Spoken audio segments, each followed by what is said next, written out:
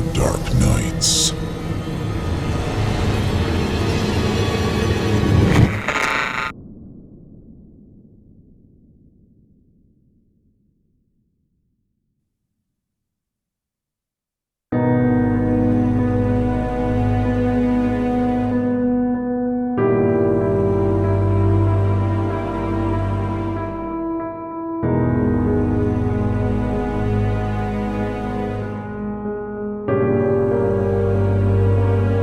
The Window. Written by Augustus Hare. Performed by Peter Bishop. Featuring Alicia Pavlis. Audio production and music by Jeff Clement.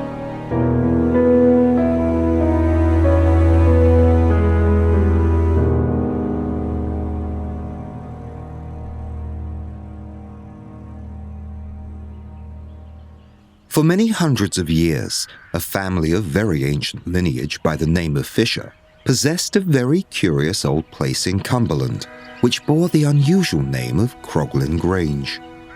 The great characteristic of the house was that never at any period of its very long existence had it been more than 1 story high.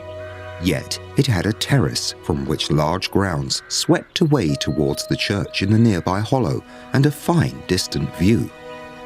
When, in a lapse of years, the Fishers outgrew Kogin Grange in both family and fortune, they were wise enough not to destroy the long-standing characteristic of the place by adding another story to the house, but instead went away to the south to reside at Thorncombe, near Guildford, and they let Kogin Grange. They were extremely fortunate in their tenants, 2 brothers and a sister. They heard their praises from all quarters. To their poorer neighbours, the siblings were all that is most kind and beneficent, and their neighbours of a higher class spoke of them as a most welcome addition to the little society of the neighbourhood. On their part, the tenants were greatly delighted with their new residence. The arrangement of the house, which would have been a trial to many, was not so to them. In every respect, Kogin Grange was exactly suited to them. The winter was spent most happily by the new residents of Kogin Grange, who shared in all the little social pleasures of the district and made themselves very popular. In the following summer, there was one day which was dreadfully, annihilatingly hot. The brothers lay under the trees with their books, for it was too hot for any active occupation. The sister sat in the veranda and worked, or tried to work, for in the intense sultriness of that summer day, work was next to impossible. They dined early, and after dinner they remained out in the veranda, enjoying the cool air which came with evening, and they watched the sun set and the moon rise over the belt of trees which separated the grounds from the churchyard, seeing it mount the heavens till the whole lawn was bathed in silver light, across which the long shadows from the shrubbery fell as if embossed, so vivid and distinct were they. When they separated for the night, all retiring to their rooms on the ground floor, for, as it has been said, there was no upstairs in that house, the sister felt that the heat was still so great that she could not sleep, and having fastened her window, she did not close the shutters. In that very quiet place it was not necessary, and, propped against the pillows, she still watched the wonderful, the marvelous beauty of that summer night. Gradually, however, she became aware of 2 lights. 2 lights which flickered in and out of the belt of trees which separated the lawn from the churchyard, and as her gaze became fixed upon them, she saw them emerge, fixed in a dark substance, a definite, ghastly something, which seemed every moment to become nearer, increasing in size and substance as it approached. Every now and then it was lost for a moment in the long shadows which stretched across the lawn from the trees, and then it emerged larger than ever and still coming on. As she watched it, the most uncontrollable horror seized her. She longed to get away, but the door was close to the window and the door was locked on the inside, and while she was unlocking it, she realized that for an instant she must be nearer to it. She longed to scream, but her voice seemed paralyzed, her tongue glued to the roof of her mouth. Suddenly, She could never explain why afterwards. The terrible object seemed to turn to one side, seemed to be going round the house, not to be coming to her at all, and immediately seizing upon the opportunity, she jumped out of bed and rushed to the door. But as she was unlocking it, she heard a scratch, scratch, scratch upon the window, and saw a hideous brown face with flaming eyes glaring in at her. She rushed back to the bed, but the creature continued to scratch, scratch, scratch upon the window. She felt a sort of mental comfort in the knowledge that the window was securely fastened on the inside. Suddenly, the scratching sound ceased, and a kind of pecking sound took its place. Then, in her agony, she became aware that the creature was picking the lead from the windows which held the panes in place. The noise continued, and shortly thereafter, a diamond pane of glass fell into the room. Then, a long bony finger of the creature came in and turned the handle of the window. And the window opened, and the creature came in. And it came across the room, and her terror was so great that she could not scream, and it came to the bed, and it twisted its long bony fingers into her hair, and it dragged her head over the side of the bed, and it bit her violently in the throat. As it bit her, her voice was released, and she screamed with all her might and main. Her brothers rushed out of their rooms to her aid, only to find their sister's door locked on the inside. A moment was lost while they got a poker and broke it open. By then, the creature had already escaped through the window, and the sister, bleeding violently from a wound in her throat, was lying unconscious over the side of the bed. One brother pursued the creature, which fled before him through the moonlight with gigantic strides and eventually seemed to disappear over the wall into the churchyard. Then he rejoined his brother by the sister's bedside. She was dreadfully hurt, and her wound was a very definite one.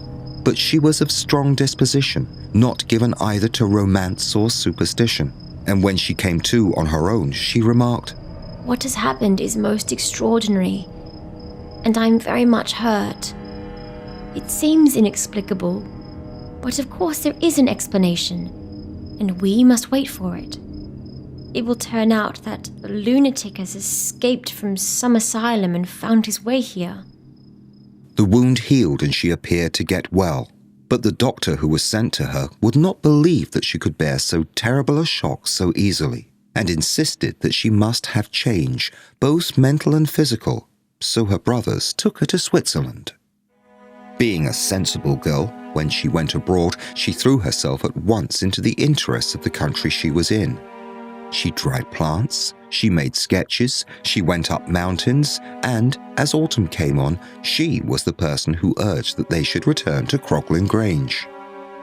"We have taken it for 7 years," she said, "and we've only been there 1.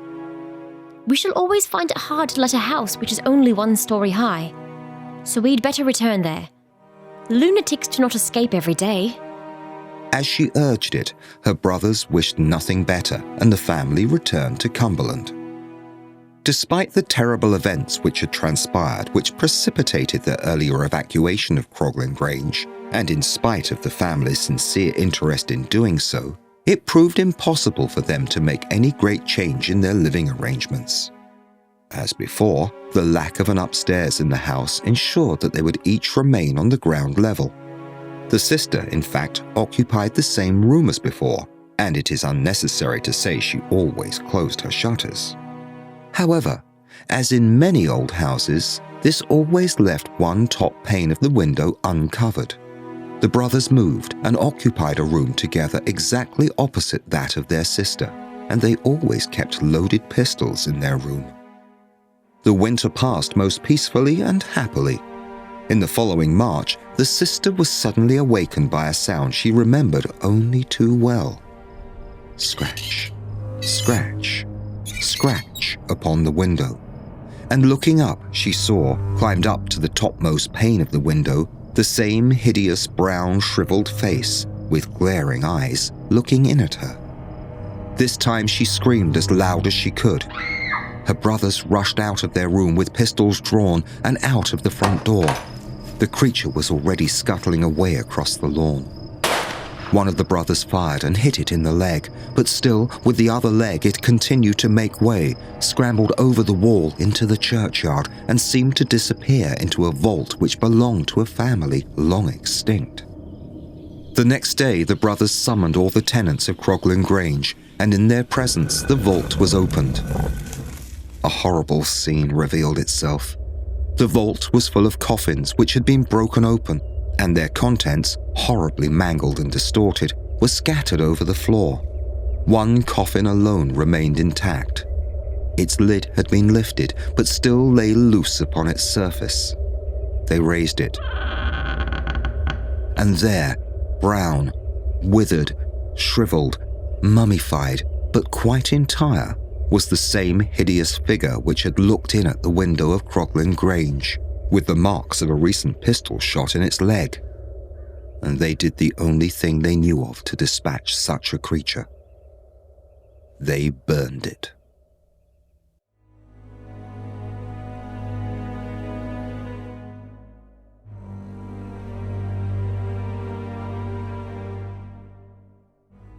Thanks for listening today. I want to take a moment to ask you to support us by joining the Chilling Tales for Dark Nights members area. There are links in the video description below. For as little as $6.66 a month with an annual membership, you can help our channels grow while ensuring you never run out of the audio entertainment you know and love. Thanks again for listening. Visit us at chillingtalesfordarknights.com/tour for information and to sign up now.